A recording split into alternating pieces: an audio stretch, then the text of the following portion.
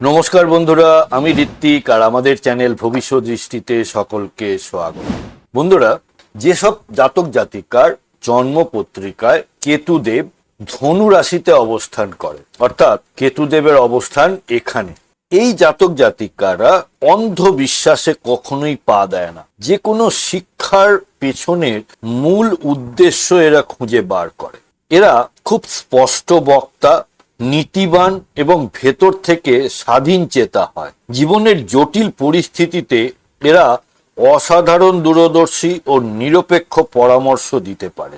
সমাজ বা ধর্মের নামে তথাকথিত লোক দেখানো নিয়ম বা ভণ্ডামি এরা একদমই মেনে নিতে পারে না। আর যে কোনো বিষয়ে বইয়ের পাতার চেয়ে নিজের বাস্তব অভিজ্ঞতার আসল সত্যকে এরা বেশি দাম দিয়ে থাকে। বৃহস্পতির রাশিতে কেতুদেব থাকায় এরা উচ্চ শিক্ষা বা একাডেমিক রিসার্চ, ফিলোসফি বা লাইফ কোচিং, আন্তর্জাতিক আইন বা জুডিশিয়াল অ্যাডভাইজারি, আধ্যাত্মিক ট্রাস্টের স্ট্র্যাটেজিক রূপরেখা তৈরি করা এবং পাবলিশিং বা প্রকাশনা সংক্রান্ত ব্যবসায় এরা দীর্ঘমেয়াদে দারুণ সাফল্য লাভ করে থাকে। তবে এই অবস্থানের দু একটা নেতিবাচক দিকও রয়েছে। যেমন এদের না জীবনের প্রথমার্ধে কোনো আদর্শ বা গুরু বা শিক্ষা প্রতিষ্ঠানের উপর থেকে এদের আস্থা ভেঙে যেতে পারে,